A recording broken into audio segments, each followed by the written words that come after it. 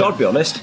So I came to SEPA, as you know, like 13 years ago now, and I struggled early days to get my head around the model. But once you understand that you're taking people who are highly adept, highly qualified in their technical field, who've done the hard years in university, I get that QM and other courses have got their value in terms of that initial introduction to the law, understand that entirely, and see the value in that. But the reality is, these are people that don't want to spend a significant amount of their lives back in university. They want to learn on the job. They want to learn that way. We need them to learn that way. It's perfect marriage. I think it is. I mean, also, having now being on the other side of the fence and I'm doing the recruiting, it's really important not to fall into the trap of thinking that because you're a brilliant physicist, you're going to be a brilliant patent attorney. You know, it's a necessary to be sort of reasonably competent at sciencey stuff is a necessary condition for the job. Certainly, it's a long way from being a sufficient one. You know, you've got to have that. I mean, it's probably why it's suited to me, because I wasn't a particularly great scientist, but I was good enough.